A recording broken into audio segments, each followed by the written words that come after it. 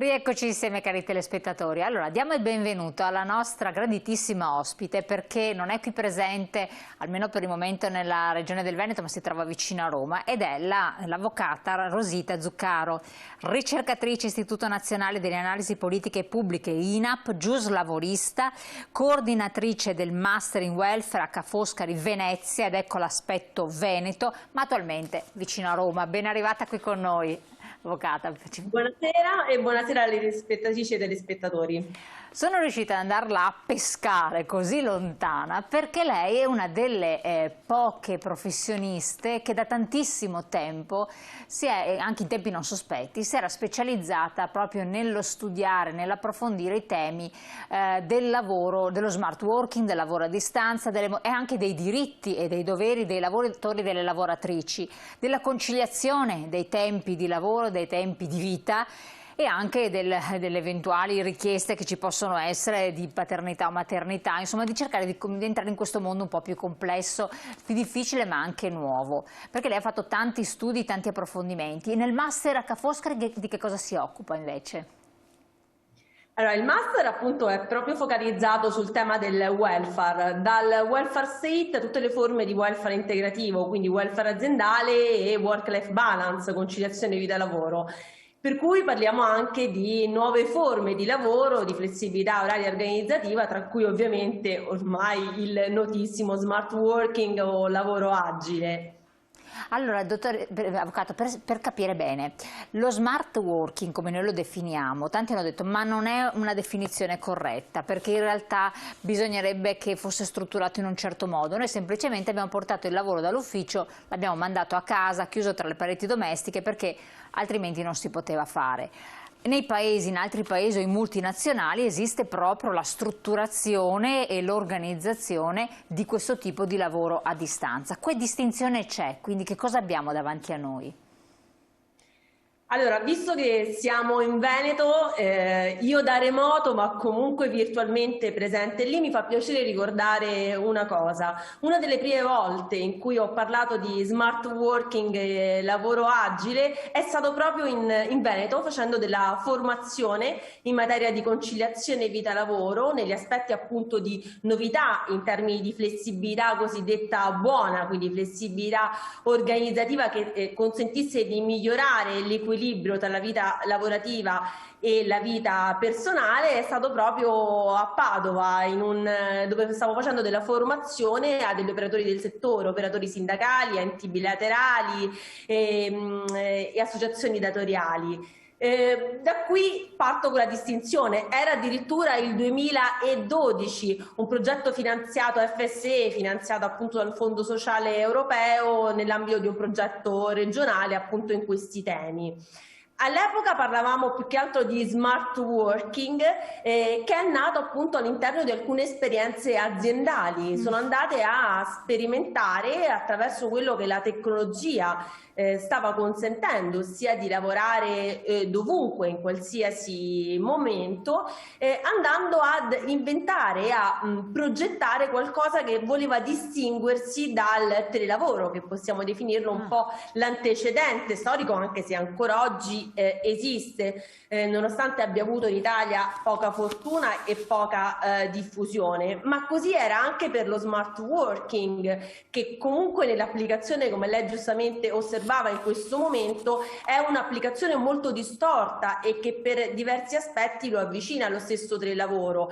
In realtà questo è dovuto al fatto che abbiamo una normativa di contenimento dal virus che inevitabilmente comprime anche quella che poi è stata l'attuazione del lavoro agile, che almeno in punto di norma sarebbe molto più flessibile, molto più appunto, come dice la definizione italiana, agile, perché dovrebbe avvenire senza una identificazione per forza di luogo specifica, come invece sta accadendo oggi, in cui assistiamo più prevalentemente ad una forma quasi di home working, quindi siamo usciti dagli uffici per entrare quasi stabilmente a casa. casa.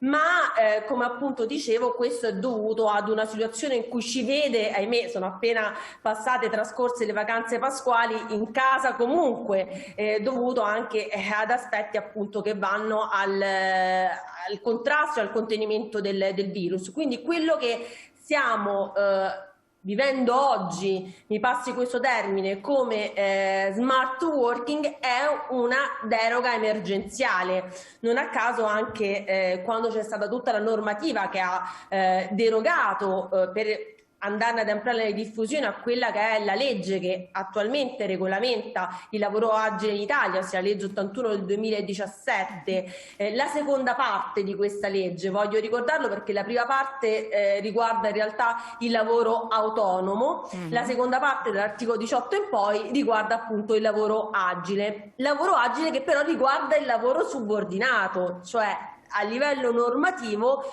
Quando parliamo di lavoro agile parliamo di un rapporto di dipendenza, quindi un lavoro appunto a contratto a tempo determinato o indeterminato. Il problema però è che da una parte ci sono le norme, dall'altra parte ci sono anche quelli che possiamo definire fattori abilitanti, cioè una prestazione di lavoro in modalità remota, come dice anche il termine, non può trovare un'efficace applicazione senza uno sviluppo adeguato, ad esempio da un punto di vista digitale. Quindi la tecnologia. Certo. Ecco, questa è la cosa fondamentale. Quindi noi abbiamo tante situazioni in cui ci sono multinazionali estere che hanno mandato i propri lavoratori a lavorare a casa e alcuni sono andati a lavorare in montagna, cioè chi sia addirittura nella barca del porticciolo tal dei tali e lavorano tranquillamente ovunque vogliono, con degli orari molto flessibili, se vogliono lavorare di notte, di giorno. L'importante è che portino un certo risultato, che partecipino a certe riunioni. E poi abbiamo i lavoratori invece italiani, non di multinazionali, di piccole aziende, che come dice lei si sono dovuti munire peraltro di proprie strutture, propri terminali, PC, chi ce li ha i più adeguati possibili, con connessioni, vabbè, non certo all'avanguardia, e lavorare però rigorosamente da casa, dalle proprie postazioni, qualsiasi queste possano essere, con la regolamentazione che esiste in ufficio, quindi senza capire, anzi con delle restrizioni ulteriori, perché se uno analizza tutte le restrizioni che sono poste, le responsabilità del lavoratore che deve lavorare da casa, sono impossibili da effettuare. Addirittura c'è una responsabilità se ti entra un virus, se fai altre connessioni, cioè insomma non è una cosa semplice. Ma com'è possibile? Chi è che stabilisce questo? È l'azienda che ti dà certe regole? Può farlo? Sono accordi contrattuali di carattere sindacale? Come funziona? Quindi proprio spieghiamo passo passo a chi è in questa situazione nel privato. Allora, partendo da un presupposto, il primo aspetto da evidenziare è che da una parte ci sono le norme, dall'altra parte c'è anche la cultura del lavoro. Il lavoro come sino ad oggi lo abbiamo conosciuto, quindi se si va ad innestare in maniera repentina un cambiamento dove l'Italia era comunque impreparata, eravamo fanalino di coda per la diffusione di forme di lavoro da remoto in tutta Europa, eravamo addirittura ultimi da quelle che sono le analisi e i rapporti di Eurofound dell'ILO del 2017 e 2018, quindi questo già evidenzia che in termini anche di come si concepisce il lavoro in Italia c'era anche una profonda attenzione ad un'idea di produttività estremamente legata alla presenza fisica, cioè produco nel momento in cui sono effettivamente in ufficio davanti al mio PC. In questo momento il punto è che essendoci stata anche una deroga a quella che è la previsione normativa, ossia in Italia generalmente in un sistema ordinario per introdurre il lavoro agile non c'è un rinvio obbligatorio alla contrattazione collettiva per quanto sia opportuno, ma c'è obbligatoriamente la necessità di una sottoscrizione di un accordo individuale, quindi sostanzialmente le aziende dovrebbero preferibilmente magari redigere un regolamento aziendale e poi sottoscrivere degli accordi individuali con la lavoratrice e il lavoratore interessato. Dei singoli accordi, cioè ogni azienda con il proprio lavoratore sottoscrive un accordo che deve essere firmato? Sì, perché Sì, che deve essere sottoscritto, quindi già da questo, come può facilmente evincere, c'è un coinvolgimento molto diretto del lavoratore e della lavoratrice rispetto alla modulazione di questa nuova modalità, perché non è un nuovo contratto, rimane lo stesso rapporto di lavoro che però inevitabilmente per alcune giornate. Ecco l'altro punto che vorrei portare alla riflessione: quando parliamo di lavoro agile noi non parliamo generalmente di una prestazione regolarmente svolta al di fuori dell'azienda, ma in parte in azienda e in parte al di fuori dell'azienda. Questo è un punto secondo me molto importante che non dobbiamo mai smettere di evidenziare, perché troppo spesso anche a livello mediatico si assiste alla retorica di sentire si rientra in ufficio, basta smart working. Ecco, questa espressione mediatica è un po' distorta, perché come dicevo da un punto di vista proprio di norma in realtà il lavoro agile, lo smart working reca già in sé l'alternanza tra ufficio e luogo esterno. Quindi questo appunto è importante, perché in un'applicazione ordinaria e rispetto a quelle che erano le applicazioni sino ad oggi, cioè prima dell'emergenza, la media in azienda di giornate al di fuori era di 5, 6, al massimo 8 giornate al mese.